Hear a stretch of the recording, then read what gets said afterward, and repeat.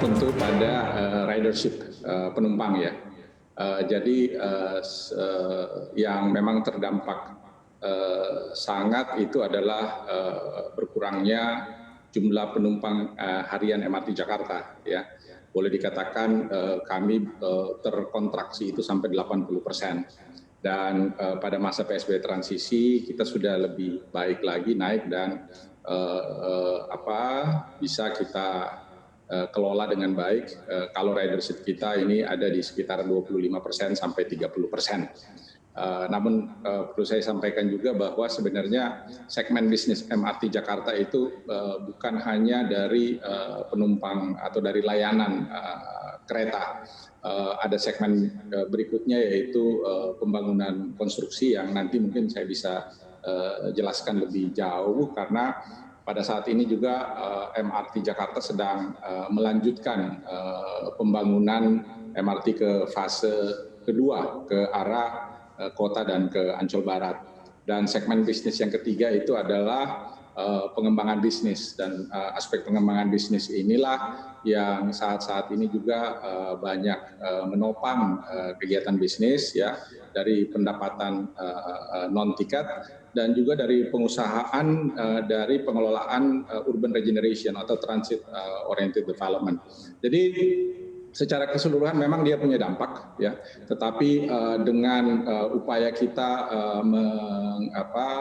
mengembangkan sebuah pendekatan yang kita sebut sebagai bisnis beyond normal, MRT Jakarta pada saat ini berada pada posisi yang baik ya, yang bisa mengelola krisis ini dengan efektif sehingga memungkinkan kita melakukan substitusi terhadap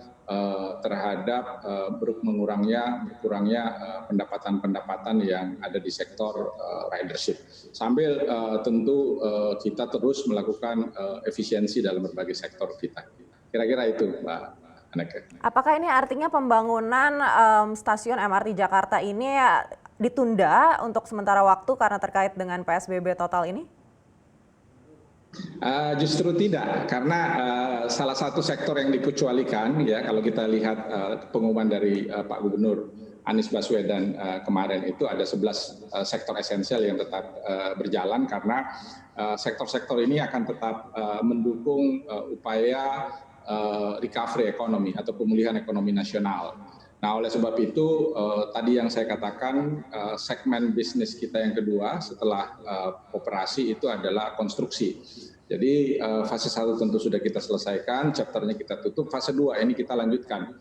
Dan kalau Anda lihat sekarang misalnya di sepanjang jalan Tamrin ya menuju ke Monas sedang ada kegiatan konstruksi MRT Jakarta.